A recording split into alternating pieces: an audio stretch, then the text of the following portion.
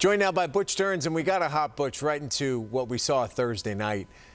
It is rare that you watch a Patriots game and the word that comes to mind is inept. But that team across the board looked inept on Thursday night. It was a game they knew they had to win, and the Rams just had more intensity. It looks like they wanted it more, and they executed a whole heck of a lot better. You know, the bottom line, Tom, is their offense just isn't good enough. I mean, their defense is fifth in the AFC in points allowed, 21 points a game, but their offense is only scoring 21 points a game. There's only 4 teams, including the Jaguars, Bengals, and Jets among them, who have scored less than the Patriots. And it was pretty pathetic on Thursday night because they were so predictable.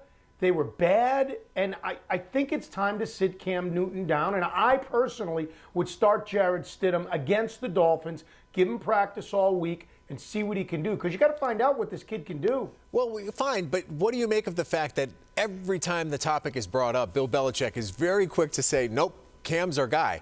He's there every day. He sees both quarterbacks. So what aren't you buying that the coach is trying to sell? So 3 things. Number 1, I agree with you. I think the coach is trying to sell that Cam Newton still gives them the best chance to win against the tough Miami team on the road. Number 2, I think Bill Belichick has an ego like everybody else, and I don't think he wants to admit that he was wrong. And he brought Cam Newton here. And number 3, which I don't know how people feel about this, but it says that he wants to bring Cam Newton back for next year. Wow, really? And give him an even more fair shake, if you want to read into it that much. I just don't see that happening because at this stage of the game, well, first of all, it's not like Cam has paved a nice smooth road for himself into the 2021 season. It's going to be very difficult for him to find a job getting paid anything more than what he got paid this year because he hasn't even earned the salary that he got paid this year, and it's been very cheap. So if he, I guess, is willing to accept that kind of money again, maybe he's a candidate to play here in New England. But isn't that just sort of swimming in quicksand? Yeah, Tom, look, I've seen enough of Cam Newton. I mean, I commend him how he's handled his first year in New England. He's been a class act. He's been smart about it. He just hasn't played well. He hasn't played well enough. So it's time to move on. The only reason that he would be back is that Belichick loves value. And who's going to give Cam Newton any money next year? Yeah, it's not going to happen. So what did you see today that stands out to you? You made a good point right before we started this segment about the Dolphins and what they have ahead of them and the fact that, yes, they lost. It ain't going to get much easier for them. Well, look, we all know that Thursday night's loss was nearly fatal.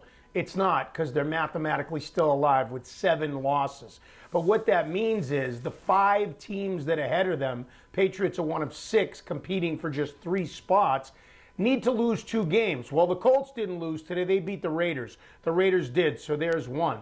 The Ravens, who the Patriots already beat, we keep saying that, have 5 losses. But after they play the Browns tomorrow night, Tom, their schedule is the Jaguars, the Giants, and Cincinnati.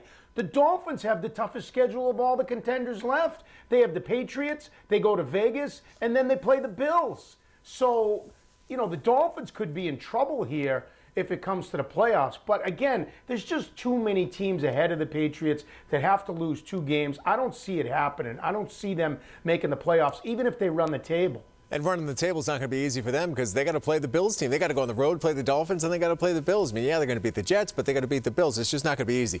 I want to turn the page because I know you're a little bit fired up about Kyrie Irving, who we think we'll see on Christmas Day with the Brooklyn Nets. But he hasn't talked to the media. He's issuing statements. He's going on Instagram Live. Give me your thoughts. Quote, here's his quote, Tom, the end of it. I'm here for peace, love, and greatness. So stop distracting me and my team and appreciate the art. We move different over here. I do not talk to pawns. My attention is worth more. Who the heck does he think he is? Like is he a Nobel Prize winner or something? He's a basketball player. I mean, the thing that gets me, he's such an easy target. I'm so glad he's out of Boston. I'm so unhappy that when he comes to the Garden next Friday night, there'll be no fans in the stands to boo him. But Kevin Love took a shot at him, saying he's disrespecting the media. And he went on Instagram Live with Kevin Durant last night, and Damian Lillard went on and said, yo, bro, Just do your media. So I think players are starting to get a little tired of Kyrie's act here too, aren't they? A little bit, and it's understandable because it's quite ridiculous. But it is interesting to see Kevin Durant in a Nets uniform. He was out there today in an exhibition game. It's odd to just see him running around wearing a number 7 Brooklyn Nets uni. Good stuff. Basketball starts this week. First exhibition game on the 15th. It's going to be nice to have some hoops again. Yeah, it certainly is going to be nice to have something post-Patriots here because I think their season's going to come to an abrupt halt in 3 weeks.